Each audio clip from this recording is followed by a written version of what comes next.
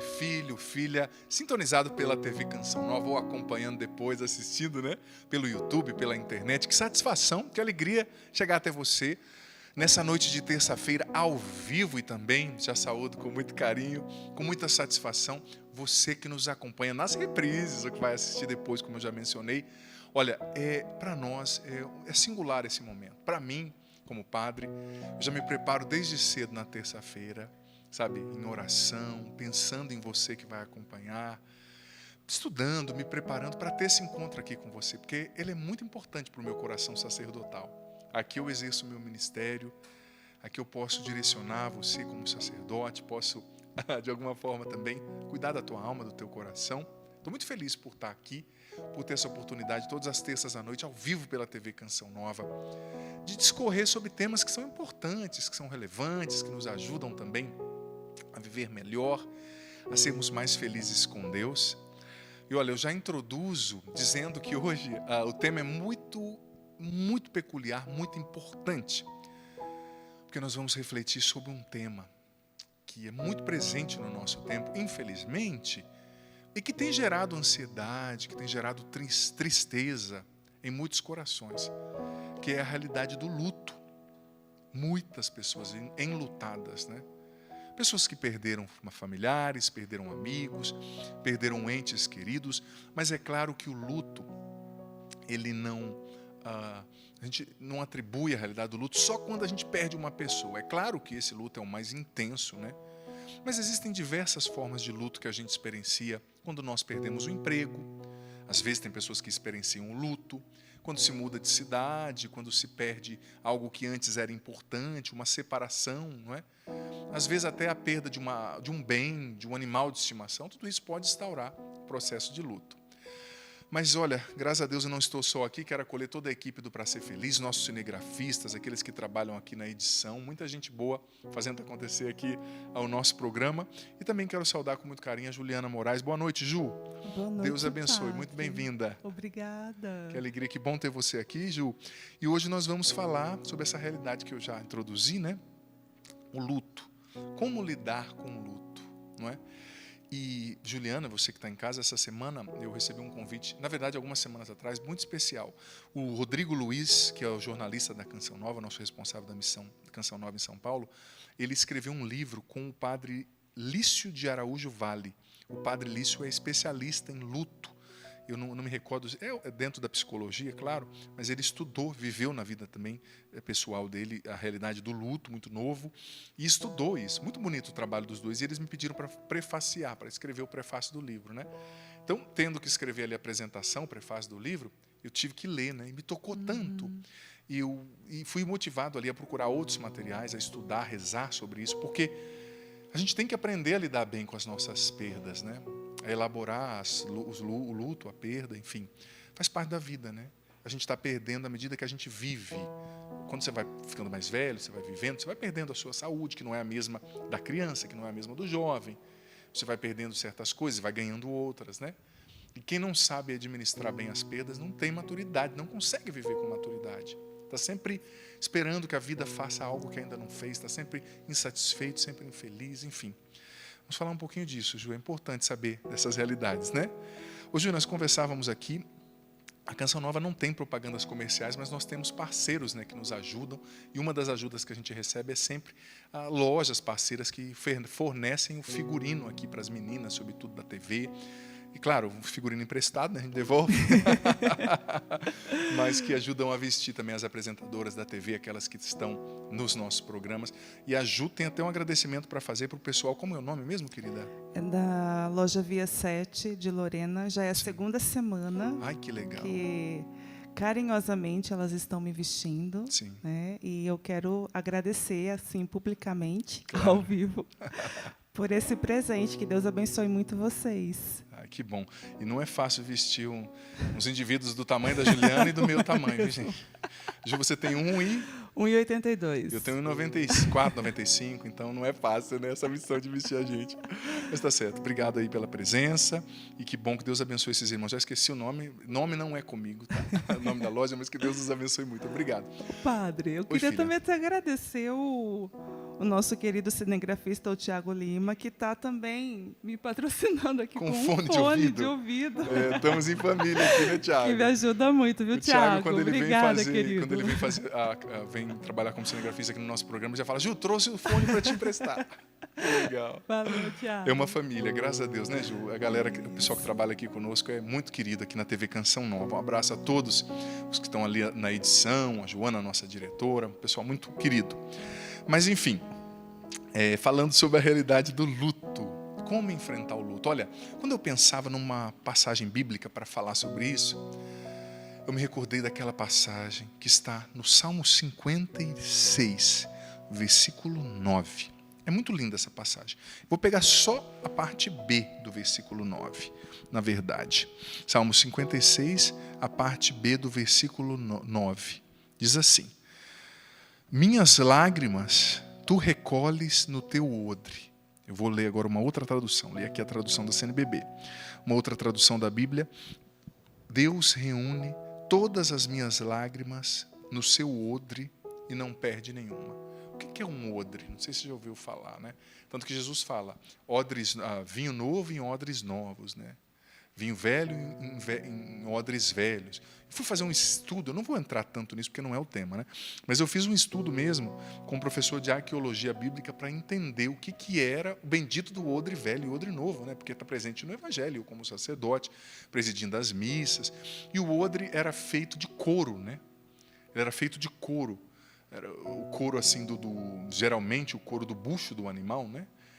E ele tinha uma propriedade muito especial de conservar a temperatura. Ele era algo muito importante, mas era grande, né? Se colocava o vinho, se colocava a água, cabia ali alguns litros, né?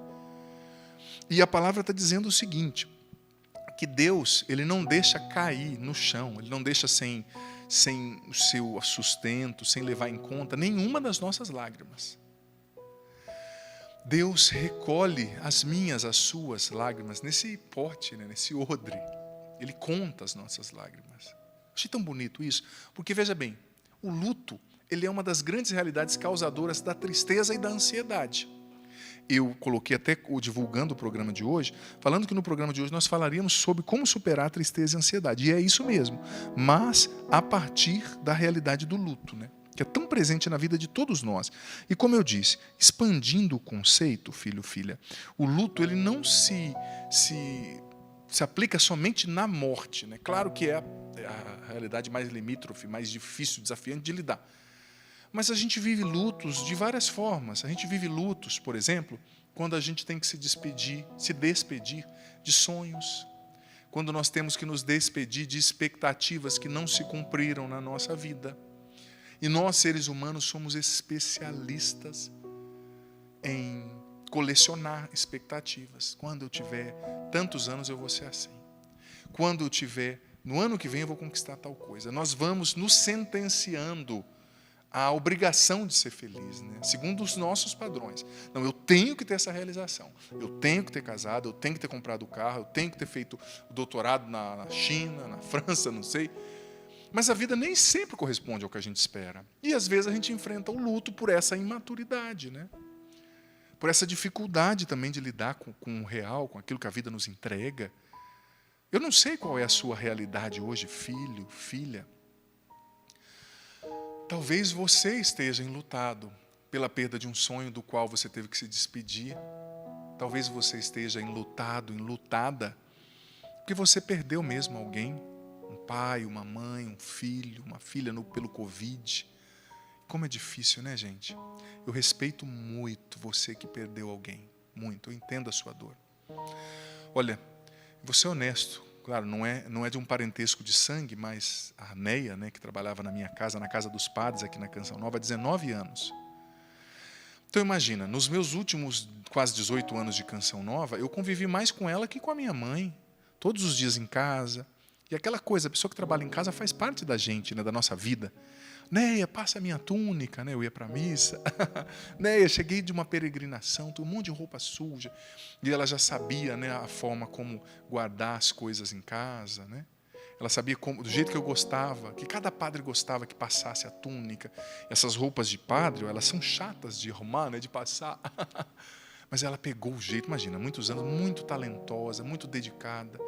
E de repente, por um mal súbito, há um mês atrás, acho, se eu não me engano, ela veio a falecer. Com 38 anos, 38 se eu não me engano, 39. Sabe? E nossa, como isso mexeu com a gente lá em casa, né? Mexeu comigo. Nós moramos em vários padres aqui na mesma casa, na Canção Nova. Mexeu muito comigo, sabe? De eu ficar assim, quieto. E olha, não é um familiar, mas é alguém que fazia parte da minha vida, alguém que a gente amava e ama e respeita, né? Um abraço aos familiares, aos meus sentimentos, mais uma vez. Mas eu fiquei pensando, quando alguém que é próximo da gente morre, parece que um pedaço da gente morre junto, né?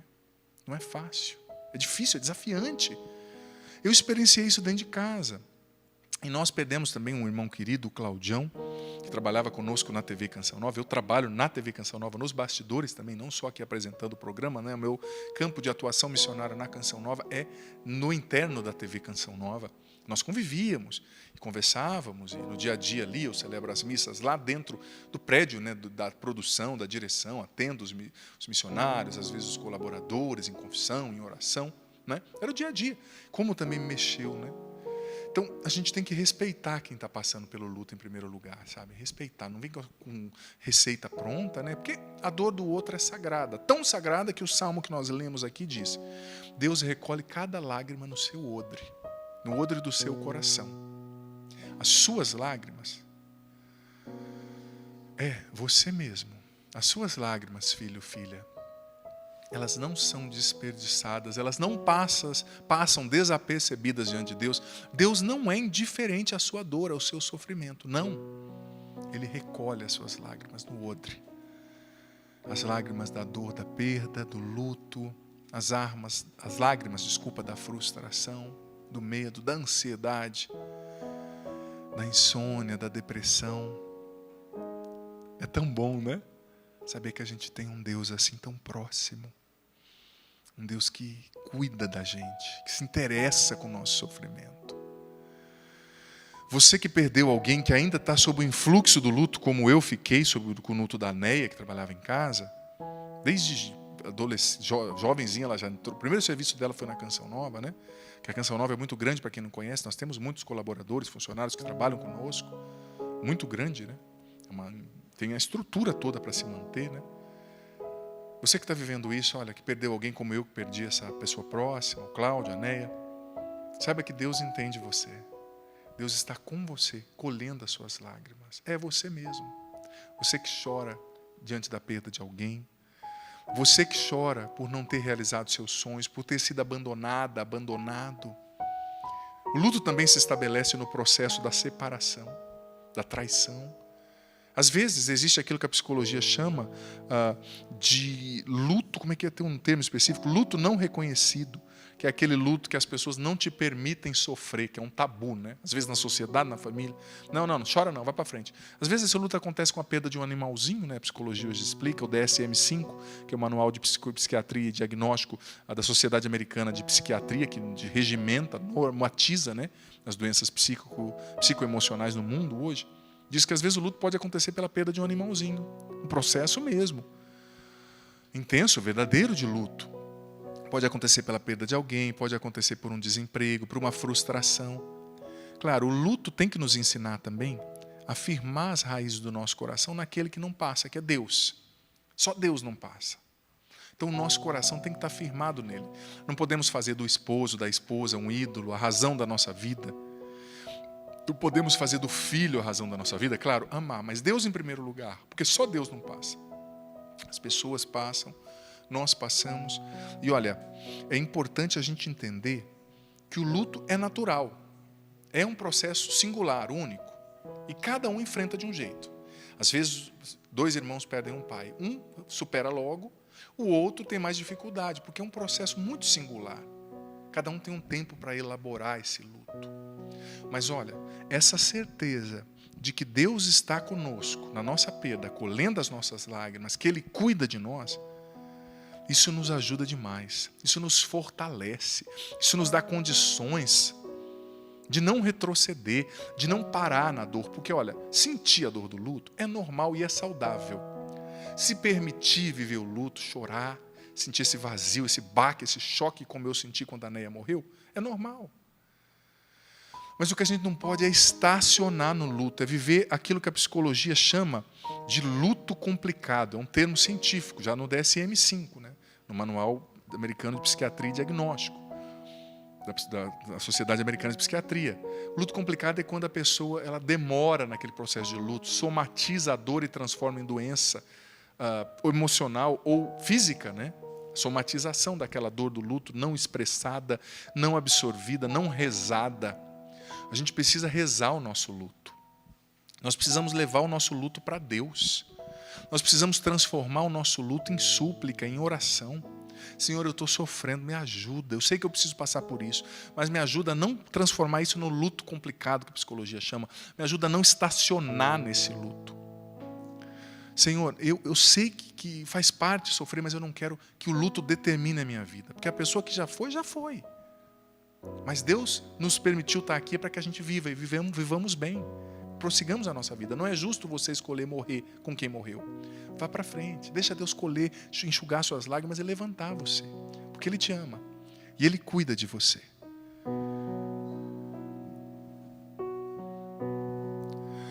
Cuidas de mim. Sei que Tu cuidas de mim, Senhor. Cuidas de mim. Sei que Tu cuidas de mim, Senhor.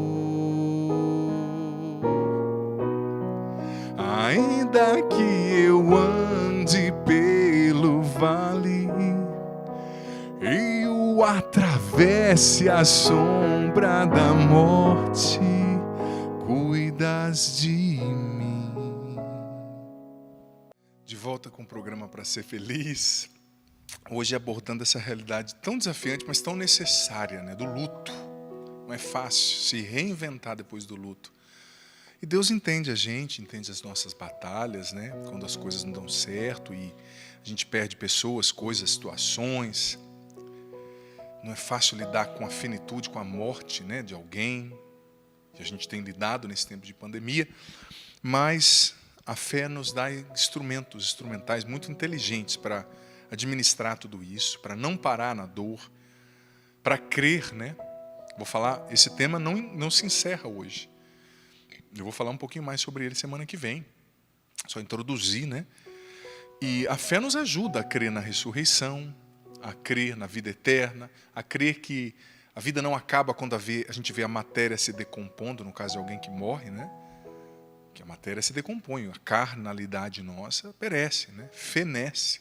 Mas a gente crê na vida eterna, a gente crê que nós ressuscitaremos, a gente crê no Deus Criador, que nós viveremos com Ele para sempre, que nós nos reuniremos com os nossos amados na presença dEle, né?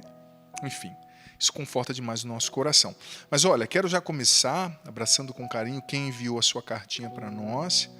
A Ana Lana, lá de Brumadinho, Minas Gerais. Muito obrigado pela sua carta. Deus ilumine.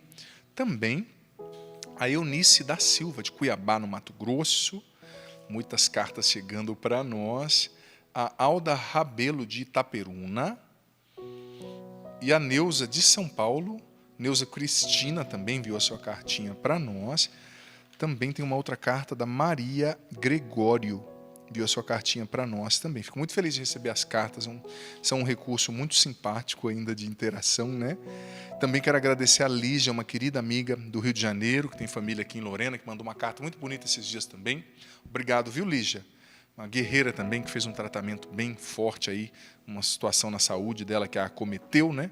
Mas está firme, graças a Deus, está superando, se reinventando, né? Depois do baque da notícia, da doença e o tratamento todo sendo bem sucedido. Mas é uma luta, né? Você tratando um câncer. Existe o luto também, que tem um termo técnico, eu não me recordo, acho que é pré-luto, não é pré-luto. Alguma coisa do gênero, eu não vou me recordar agora, né? Mas que acontece quando a pessoa descobre uma doença, por exemplo. Ela vive o luto antecipado, né? Ela não morreu, ela não deu tudo errado, mas os sentimentos negativos vêm, né? Os pensamentos negativos vêm. E a pessoa descobre a doença e já fica refém ali daquele luto antecipado. Acontece muito também.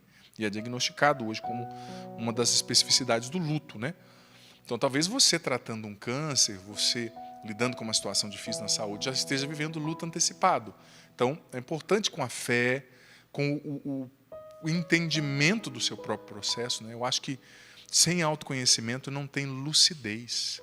Sem autoconhecimento não tem sensatez, né? Pior coisa é você lutar contra um inimigo que você desconhece, você não sabe quem é. Por exemplo, se a pessoa tem uma ansiedade profunda, mas isso é devido a uma postura na vida dela. Ou é devido a um luto que ela não superou, uma perda. E ela somatiza e descarrega no gatilho ansioso da mente, na comida, no excesso de bebida, né? Ela não se conhece. A libertação e a cura começam a acontecer quando a gente se conhece. Por que você está comendo tanto? Por que você está descarregando as suas tensões? Na bebida, na agressividade, se tornando uma pessoa agressiva? Por que você está buscando o afeto, a sexualidade de maneira tão desregrada? Tem uma raiz. A gente tem que se conhecer à luz de Deus. Porque se conhecendo, claro que não é nós que vamos nos libertar, mas essa é uma união de nós mesmos com Deus, com pessoas que nos ajudam, um diretor espiritual, às vezes um terapeuta, mas se a gente não conhece o processo no qual nós estamos, filho, filha, é muito difícil vencer. É como a pessoa que tem depressão. Eu acompanho várias pessoas com depressão. Padre, eu estou em depressão, mas tudo bem, às vezes a depressão é o sintoma, né? A doença é algo mais profundo. Às vezes a depressão é fruto de um abuso que a pessoa sofreu, sexual, que seja, lá na infância até hoje não curou, não superou. É preciso de cura interior. Talvez a depressão é fruto de um cansaço crônico, orgânico, porque a pessoa entrou no burnout, fazendo coisas, fazendo, não parou a cabeça nunca. A ansiedade nasceu, depois a insônia e depois culminou na depressão. Então, se ela não mudar a raiz que gera a depressão não vai embora. Ela tem que mudar o jeito de se relacionar com o próprio cérebro, com ela mesma. Deixar de lado um pouco o celular, deixar de lado um pouco a luz azul do celular, deixar tanto estímulo sempre. Tem gente que é viciada em ficar só vendo o WhatsApp, só vendo. Eu falo isso aqui, isso gera ansiedade. Então, é preciso esse autoconhecimento. Você se conhece à luz de Deus? Você sabe por que você age como você age, por que você reage como você reage? É importante se perguntar. Você conhece por que todas as vezes você é tão explosivo? Você sabe por quê? Qual é o mecanismo interior, mental, psicológico, emocional que está por trás disso? Tem muitas pessoas, por exemplo, que são agressivas, mandonas, mas no fundo, o que está na raiz disso é um complexo de inferioridade. A pessoa se sente tão menor que os outros, tão inferior, que inconscientemente ela ataca para se defender, ela está se impondo, ela não aceita quando ela acha, é tão grande o orgulho ferido, quando ela acha que alguém está querendo diminuí-la, nossa, vira um monstro, vira um urso polar, né? Briga com todo mundo, xinga, ou às vezes é o orgulho, eu não posso estar por baixo de ninguém, eu tenho que estar sempre por cima.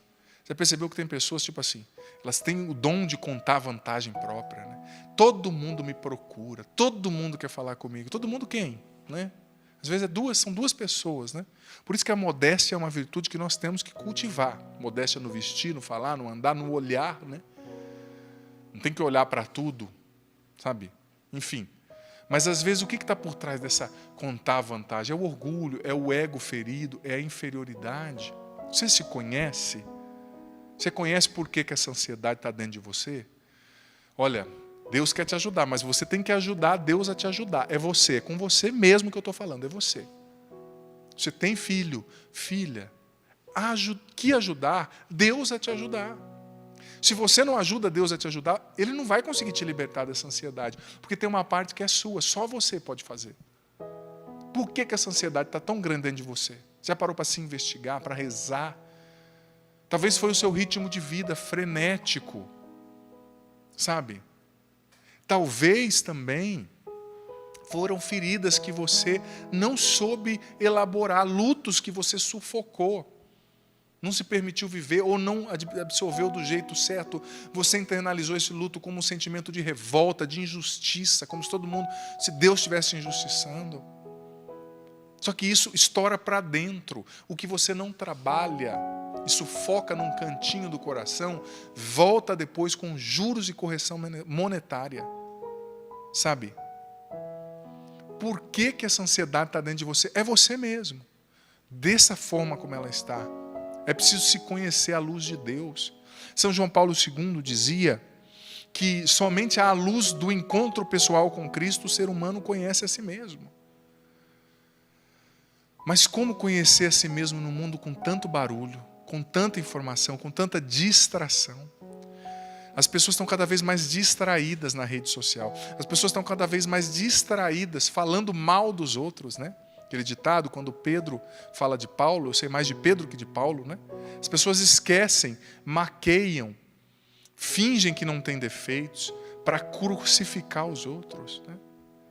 E quando tem alguém que pisa na bola, todo mundo detona a pessoa, acaba com a imagem da pessoa. Mas esquece de olhar para o próprio umbigo e perceber que também tem fraqueza. Perceber que não é um super-homem, mas uma super-mulher. Perceber que também é limitado. Sabe? Então, eu bato nessa tecla porque São João da Cruz, Santa Teresa d'Ávila, os grandes místicos, insistiam nisso também, a importância do autoconhecimento. É importante se conhecer. À luz de Deus. Não é se conhecer para ficar se acariciando o próprio ego, não. Mas é para perceber por que as coisas estão acontecendo assim na minha vida. Olha, se você não tem as rédeas da sua vida na mão, como que você vai entregar a sua vida para Deus ou para qualquer situação? É como uma pessoa que fala assim, olha, pega lá o meu cavalo, eu dou para você, mas cadê o seu cavalo? Ah, está solto aí em qualquer lugar, vai atrás dele, corre lá. Não, se eu quero te dar o meu cavalo com dignidade, está aqui, ó, pega as rédeas dele, senta nele, é meu, o cavalo é meu, eu só dou o que eu possuo. Se eu não possuo, eu não consigo ofertar. Se você não tem o seu processo na mão, não sabe o que você está vivendo, por que você está vivendo. E quem não tem o próprio processo da vida na mão, está sempre culpando o outro, né? Ah, é meu marido, padre, que não me dá atenção. Mas você se dá a atenção que você precisa ter, você se respeita, você entende as suas feridas, você entende os seus defeitos, o seu temperamento explosivo, chato, pegajoso, perfeccionista, às vezes, né? Enfim, uma reflexão aí para nós. Olha, estão aqui os materiais do Davi, o meu livro A Cura da Alma Feminina, um livro de cura interior voltado para as mulheres, aqui à minha esquerda. E também, à minha direita, o livro Curar-se para Ser Feliz, que são livros que eu escrevi há um tempo atrás, mas livros fortes, livros de cura interior, livros que com certeza vão te ajudar nesse processo aí de autoconhecimento, nesse processo de se conhecer, de se possuir, para poder se ofertar consequentemente, tá certo? E olha, quero, como eu sempre faço aqui no começo do segundo bloco, claro, agora eu senti aqui de fazer essa reflexão, né?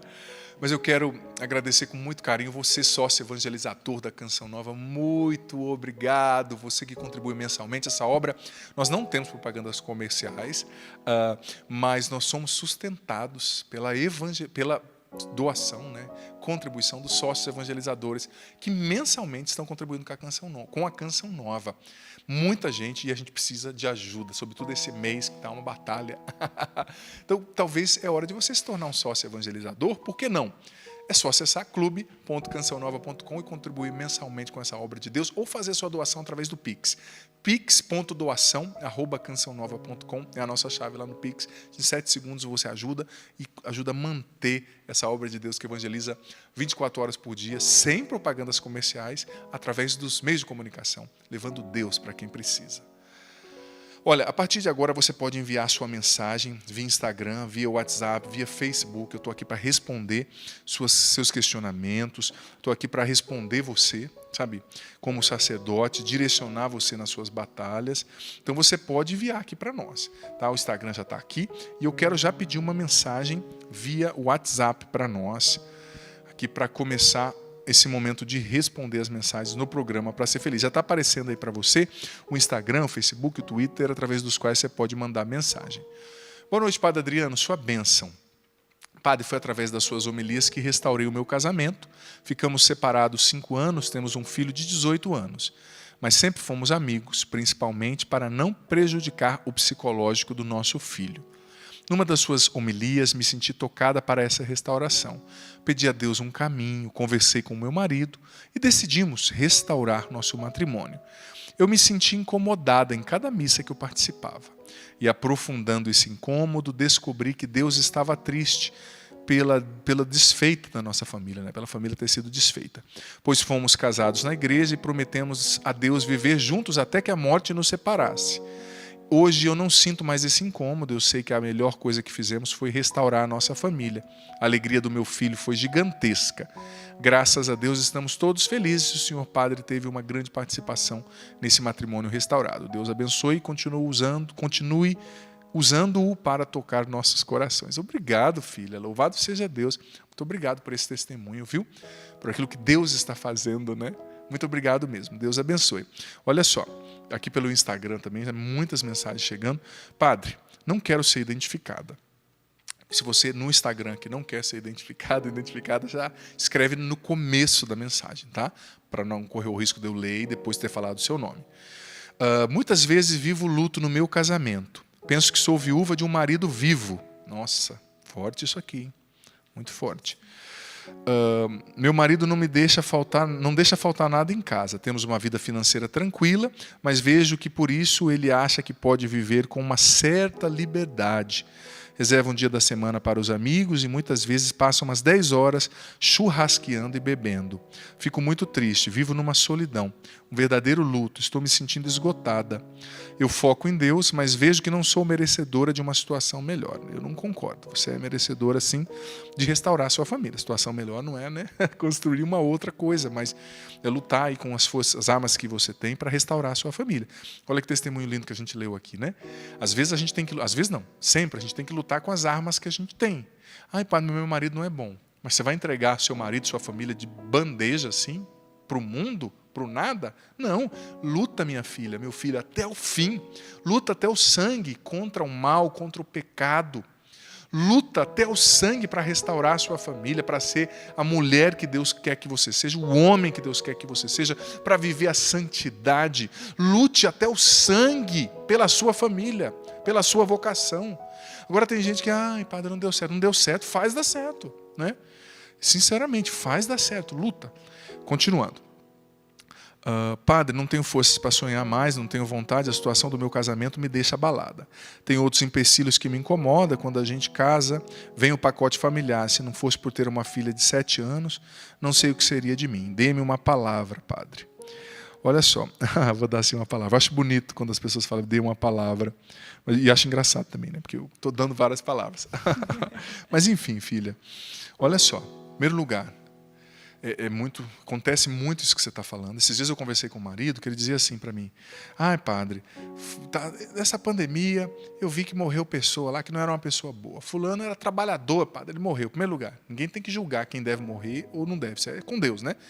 Mas tipo assim, ele quis dizer, o cara era trabalhador.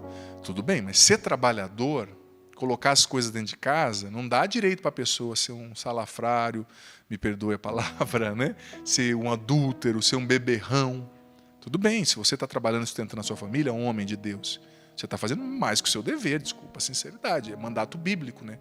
De cultivar e guardar. Gênesis 3,15, Deus disse isso ao primeiro homem, Adão, né? Cultivar e guardar. Mas olha, não te dá direito para isso, para viver como se fosse um adolescente, né?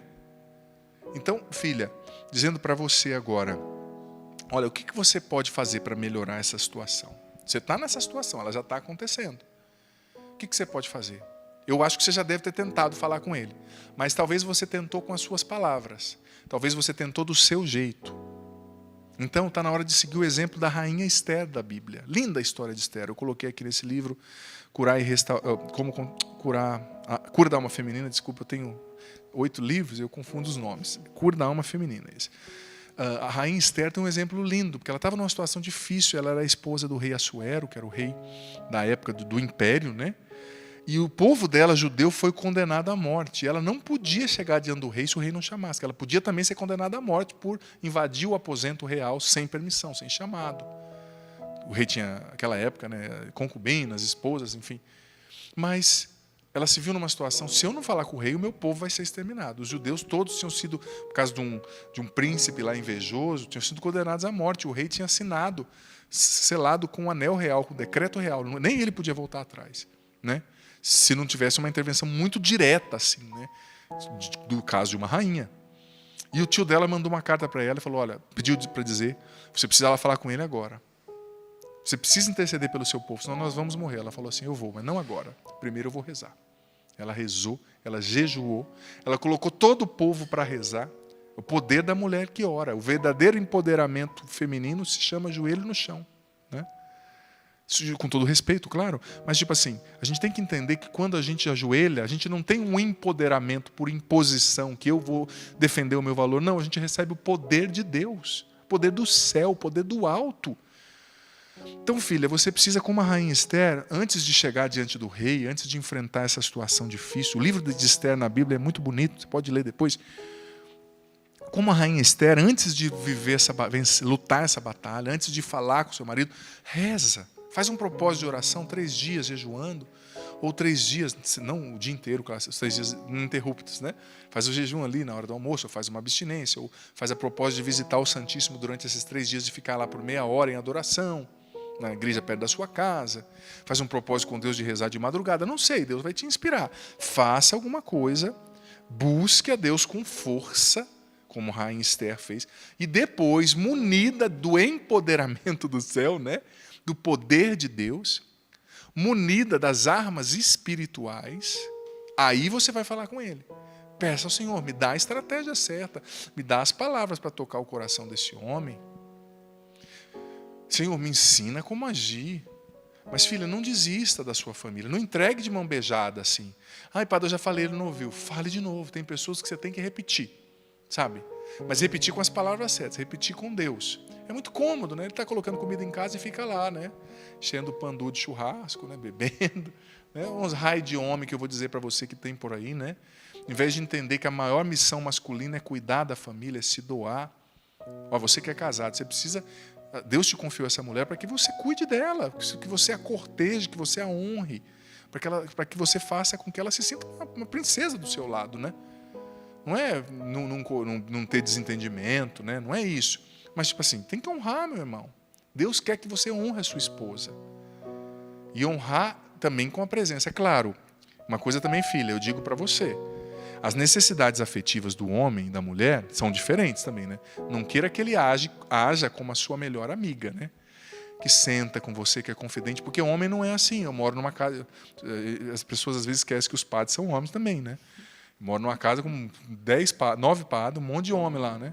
A gente não fala tanto, assim, a gente olha um para o outro e entendeu. A gente não tem necessidade. Claro, existem casos e casos, né? Em geral, de maneira geral. Eu fui criado com uma família com muitas mulheres, então eu consegui perceber de criança a diferença, né? Tinha que perceber, senão eu morria. Eu morria, tinha que perceber para sobreviver. Mas eu percebi a diferença, tal, a necessidade de contar como foi o dia, né? A psicologia explica, isso não é estereótipo, são necessidades afetivas diferentes, são compreensões do mundo diferentes, são sensibilidades diferentes. Então eu sei que é difícil para a mulher, né? Porque às vezes ela quer também uma atenção que o rapaz não sabe dar, ou não tem necessidade daquilo, então ele acha que é egoísmo da parte dele, ele devia se colocar no lugar da mulher, devia. Mas ele não vai se tornar também na sua amiga, né? Ele não vai também sentar com você confidente, ai, né?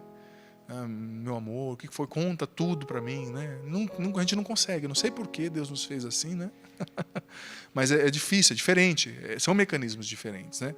Então talvez você pode pedir a Deus para colocar uma amizade no seu caminho, bons amigos. Semana passada eu falei sobre a amizade, né? Que é um dom de Deus quando nasce em Deus e leva para Deus, óbvio. Mas pedir, Senhor, me dá uma amiga. Talvez uma amiga, claro, se for uma amiga boa na igreja, né? Ou alguém que tenha bons valores. Talvez ele está lá no dia que ele vai para o churrasco dele, ele tem o direito de pelo menos um dia na semana também ter um churrasco. Claro, ficar 10 horas não, né? Mas também se ele ficar só ali te escutando, né, filha? Aí não dá, né? Ele pode ter o lazer dele, pode, mas talvez você precisa programar o seu. Ai, o meu marido não para em casa. Mas por que você não vai visitar uma amiga, tomar um café? Eu sei que nós estamos em pandemia, né? Estou falando de maneira geral, mas a gente não está hoje, na atual conjuntura, se limitando a tomar um café com uma pessoa, né? Com as devidas cuidados, protocolos sanitários, óbvio. Mas você vai conversar com uma amiga. Pede para Deus colocar amigos no seu caminho. Porque isso vai te equilibrar também, porque senão você joga toda inconscientemente, né, a carência, a carga, a necessidade afetiva sobre ele. Talvez ele não consiga, né? Porque, como eu te disse, as necessidades são outras, né? Enfim, mas busque em Deus, Ele vai te ajudar, Ele vai tirar essa angústia do seu coração e não desista de lutar pela sua família, tá? É a sua família, é a única que você tem. Você precisa lutar por ela. Ainda pelo Instagram. Aqui, padre, não quero me identificar. Sou médico, estou passando por um momento dificílimo. Me envolvi com drogas no trabalho e estou tentando me livrar disso. Rezo todos os dias para me livrar dessa prisão. Estou sofrendo com abstinência. Comecei esse uso devido ao excesso de trabalho para aliviar a dor. Minha esposa está arrasada com a situação. O Senhor que se livrou das drogas me deu uma luz e fale algo para minha esposa não desistir de mim. Olha, filho, mais importante que a sua esposa não desistir de você é você não desistir de você agora, tá? Não desista de você mesmo. Porque Deus não desiste de você. Deus não desiste de você. Agora, não desista de você mesmo.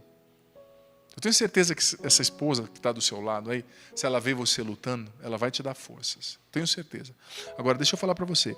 Eu tenho visto muitos médicos, claro, o sigilo que me é próprio, não vou entrar em casos específicos, mas caindo nessa realidade das drogas. Por causa, óbvio, dos plantões, né, necessidade excessiva de trabalho, mas também porque o médico sabe manipular a droga, né? Anestesistas, principalmente, eu tenho visto, atendido, tá? Não é que me contaram, não, como padre. Quando eu morava em São Paulo, principalmente, que eu morava muito próximo de hospitais, e muitos bons cristãos, mas que entram no vício, né?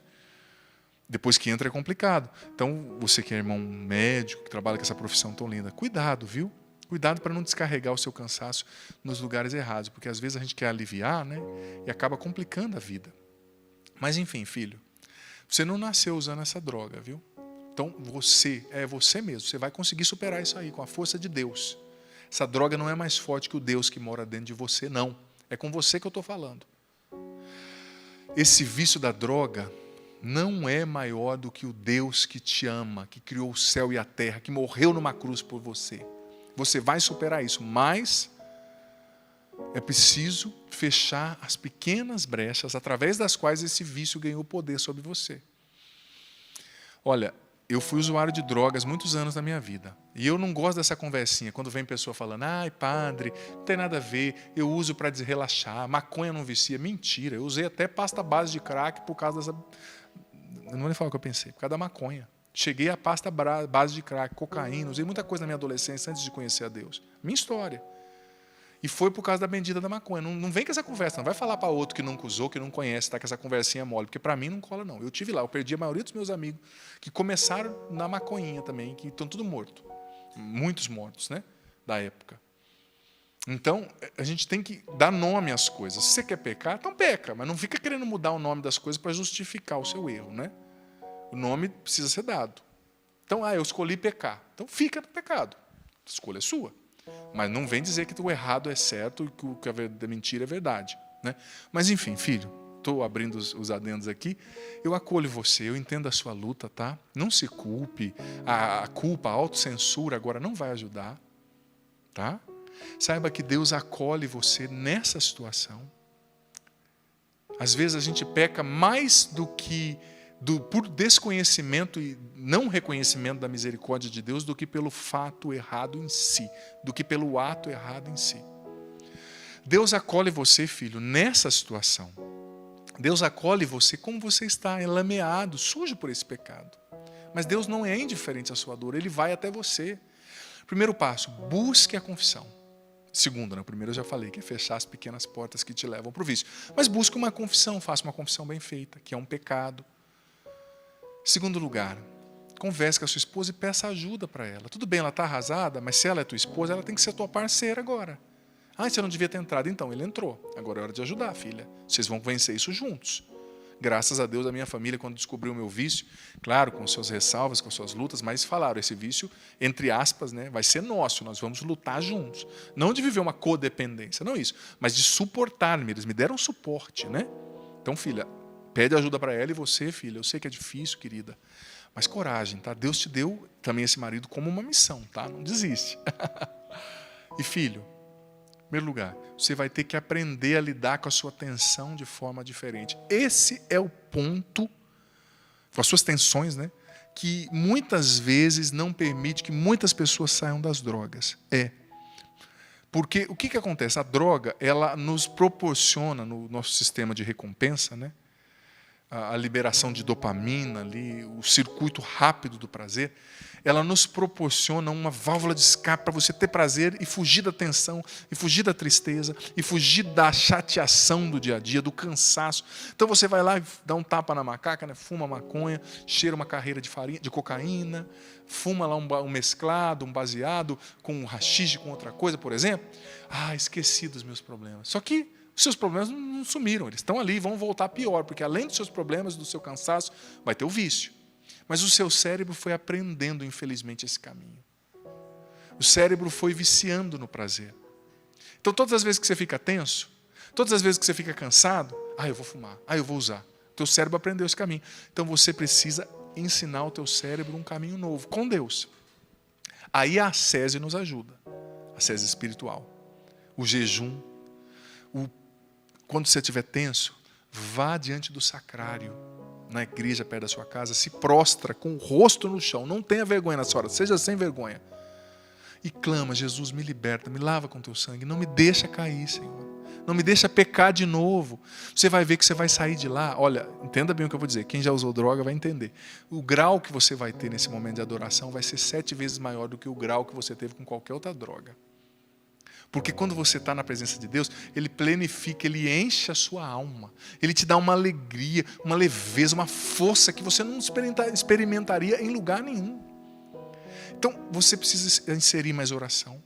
Você precisa inserir mais diálogo com a sua esposa, fazer as coisas com ela, sair com ela.